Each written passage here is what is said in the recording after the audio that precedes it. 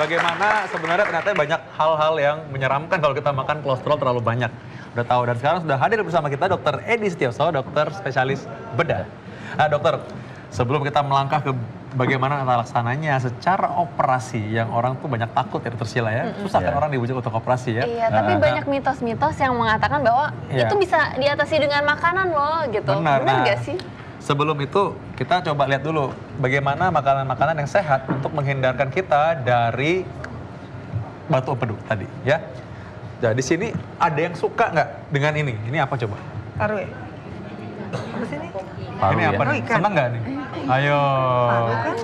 Nggak pernah ke dapur ya. Banyak yang perempuan di sini. Kalau ini apa ini? Ati. Nah, tahu nggak makan ati itu bikin kurus? Kalau makan ati. Pakai ATI tapi ya, bukan hati ya. Nah, Dokter Wisma, di antara makanan-makanan ini, apa yang sebaiknya dihindari, walaupun enak-enak, untuk menghindari adanya batu empedu tadi? Ya secara umum kita lihat yang kolesterol tinggi tentunya ya gitu. Jadi jelas kalau dua ini jeroan itu sangat tidak direkomendasikan untuk dikonsumsi, terutama orang-orang yang memang apalagi sudah obes gitu ya. Orang obes aja itu udah resiko tinggi, ditambah kalau makannya kayak gini. Tapi enak dok. Iya. Kalau gitu ya silakan dokter ya. kalau mau enak. Digoreng kering juga enak. Digoreng dulu ya. Digoreng kering juga enak banget. Kemudian ini apa sih? Oh sarden sih nggak terlalu. Ya makanan kalengnya mungkin ya maksudnya gitu. Itu lebih ke pengawet dibanding ke arah banyak kolesterolnya. Kemudian ini sangat dianjurkan salmon ya mempunyai kadar kolesterol yang tinggi dan juga kadar omega 3 yang baik untuk kolesterol justru. Ini bagus. Kan salmon itu kan ada yang di breed, ada yang diternakan, ada yang liar. Yang bagus yang atau sama aja? Secara umum sih sama aja sih. Sama sih gitu. Kan nggak ada salmon laut sama salmon sungai air tawar gitu ya. Jadi kayaknya sih sama aja gitu. Karena mereka memang ini karena hidup di laut dalam, jadi mereka memang secara tubuh memang udah difungsikan, memang tubuhnya oleh diciptakan demikian, memang dia memang bagus, ada punya minyak kolesterol yang baik kita nanti gitu. Ya. Nah kalau yang selalu minum kopi atau teh itu ada hubungannya nggak dok dengan kolesterol? Oh itu sering ditanya soal sama pasien ya. Dan mereka suka bilang soalnya semua apa-apa kalau ditanya penyakit apapun, dok minum kopi boleh nggak? Minum teh boleh nggak? Iya benar ya. Itu kayaknya udah satu paket ya. Kalau kopi sama teh itu kan lebih ke arah kafeinnya ya, tapi bukan ke kolesterolnya. Nah kalau orang yang punya sakit jantung itu memang tidak disarankan karena menyebabkan pembuluh darahnya makin kecil gitu. Tapi kalau ke arah lemak secara langsung ya enggak sih gitu ada ya. Hubungannya Enggak ada. Iya. Nah ini ada sayur mayur nih dok. Boleh banget, apalagi digaduk gini, oh boleh sekali. Kayak anak saya dok, hobinya gaduk sayur. Memang katanya kalau makan daging atau makan makanan yang berlemak, makan sayur ini satu fungsinya supaya kita lebih kenyang dengan sayur ya dok ya katanya. Jadi kita nggak terlalu banyak makanan yang lain gitu, apalagi makan nasi yang banyak gitu kan, bikin lemak banyak. Makan serat tinggi dan juga memang dia punya kandungan seperti fitosterol ya, itu kandungan itu berfungsi untuk mencegah supaya penyerapan lemak terjadi terlalu banyak. Jadi memang ya harus banyak makan sayur juga. Tapi jangan mentang-mentang sayur banyak lalu makan seenaknya ya makan yang tadi itu ya. Nah kalau buah-buahan dok? Buah-buahan pada dasarnya apa aja boleh. Mungkin yang satu agak bisa kita batasi adalah duren ya, karena itu juga kadar kolesterolnya tinggi. Tapi kalau buah paling yang munculkan di sini boleh sekali. Jeruk, kiwi, nanas itu sangat boleh, apel, segala itu buah-buahan yang memang baik untuk kadar kolesterol gitu. Jadi silakan dikonsumsi. Baik dok, tadi ini ya mengenai orang tadi batu empedu. Ada kali memang udah harus untuk operasi. Tapi sebelum dia sampai jadi tukang operasi, saya minta Dr. Wisma secara singkat mungkin menjelaskan apa saja yang bisa digunakan untuk meredakan gejala tersebut. Kalau untuk meredakan gejalanya, silahkan minum obat-obat mah yang banyak dijual bebas ya. Itu mungkin bisa mengurangi. Tapi kalau sudah dalam 3 hari sampai 1 minggu, itu tidak ada perubahan sama sekali, nah mungkin itu waktunya harus mencari pertolongan yang lain. Tapi untuk sementara silahkan pakai obat-obatan biasa.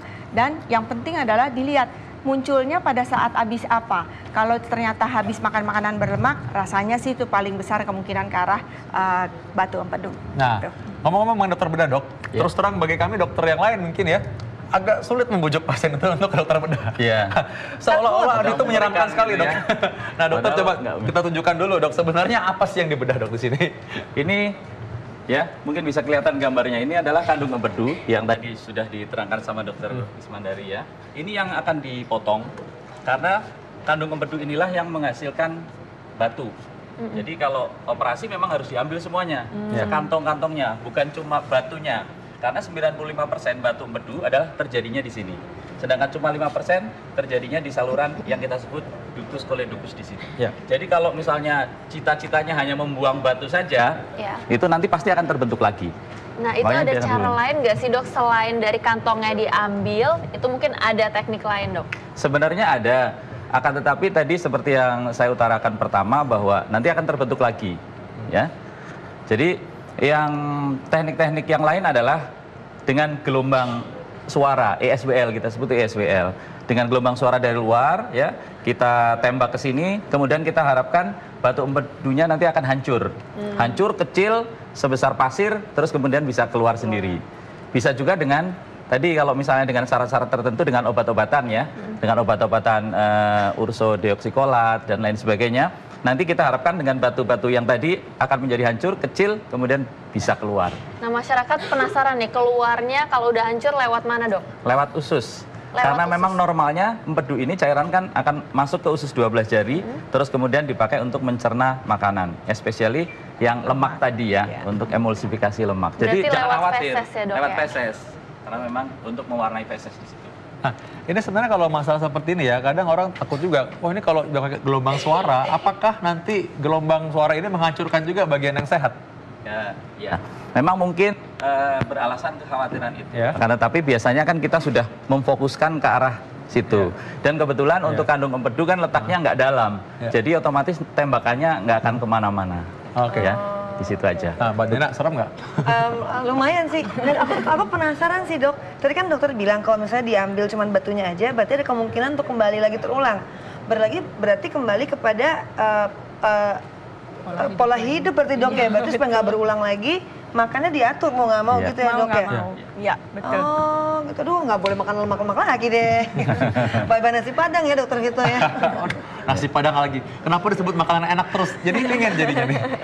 Enak Iya. banget dok. Nah, tadi Mbak Nina juga ada sempat ngomong soal dan menerapkan soal food combining ya Mbak Nina ya? Menarik tuh. Iya. Itu menarik tuh gimana? Bisa. Iya, Disiang. karena tadi kan aku kan udah tanya sama dokter Risma, teman saya tuh punya batu empedu tapi masih kecil-kecil pasir dibilangnya gitu.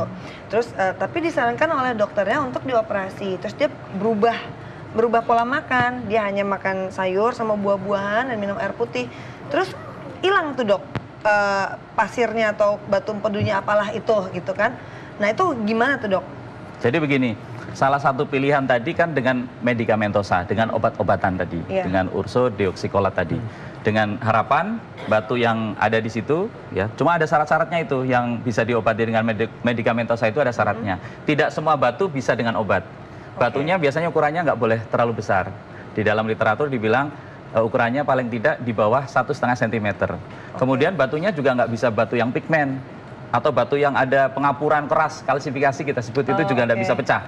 Batunya yang kalau kolesterol itu lumayan rapuh sehingga bisa dihancurkan dengan itu.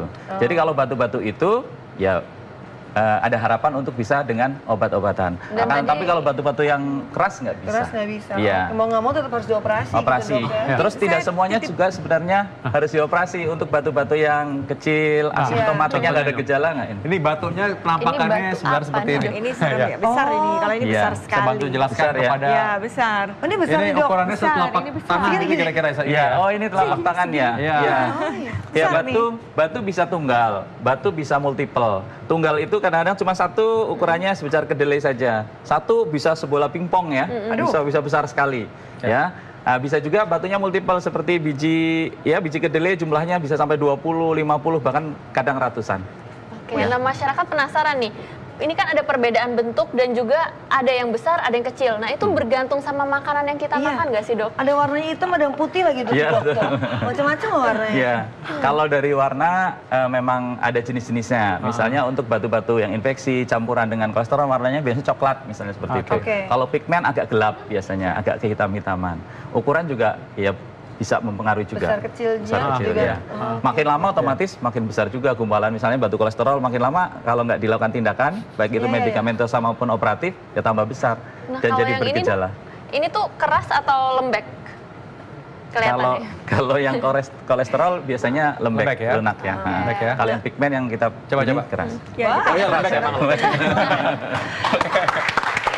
Oke, jadi ini Ada kalanya memang sekali lagi memang kadang-kala memang perlu dibedah ketika memang sesuai indikasi. Jadi jangan terlalu takut ya. Karena memang ternyata angka keberhasilan pun cukup tinggi bedah ini ya. Dan ada juga berbagai teknik yang modern sekarang yang memungkinkan bahwa ini nggak terlalu kelihatan bekas lukanya. Tentu saja sesuai dengan indikasinya ya, jadi jangan terlalu takut juga. Nah sekarang Dokter Risma sebagai pesan juga sekali lagi kita mau tekankan kepada masyarakat karena kasihan masyarakat ini suka merasa bahwa aduh nih terganggu sekali nyerinya ini. Ingatkan sekali lagi, kira-kira bagaimana caranya kita mencegah ada batu empedu? Ya. Jadi mungkin kita ingatkan lagi kalau terasa ada mual-mual atau kadang bahkan ada terasa perih atau nyeri di sebelah kanan atas ya, perut kanan atas yang muncul kembali berulang apalagi jika setelah Anda makan makanan yang berlemak, itu sebaiknya kita mencari pertolongan. Tapi untuk sebelum ke sana, silakan dicoba dengan obat-obatan penghilang nyeri dulu atau obat-obatan mah biasa. Kalau dalam seminggu tidak ada perbaikan sama sekali, baru kita mencari pertolongan. Tapi mungkin yang tadi Mbak Nina ya, orangnya katanya nggak makan apa-apa sama sekali, cuma sayur-sayur aja. Sebenarnya itu juga bahaya loh. Jadi orang yang berpuasa terlalu panjang, itu justru akan menimbulkan resiko untuk meningkatkan munculnya batu empedu. Kenapa? Karena berarti cairan empedunya malah stasis. Nggak dipakai ya. Iya, diem di situ. Dan itu kalau lama-kelamaan malah batu empedunya semakin menggumpal di situ gitu. Jadi salah satu juga tips-tips kalau udah tahu ada batu, jangan terus nggak makan apa-apa gitu. Biasa aja, cuman kadar makan yang berkolesterolnya dikurangi gitu ya. Minum silakan obat-obatan untuk mah biasa untuk menghindari keadaan lebih lanjut dicoba dulu boleh. Oke. Baik Dokter Edi, Dokter Ismandari, terima kasih penjelasannya. Mudah-mudahan kita harap kita nggak ada yang kena batu empedu ya, apalagi sudah mendengar ini ya. Semuanya sehat-sehat terus ya.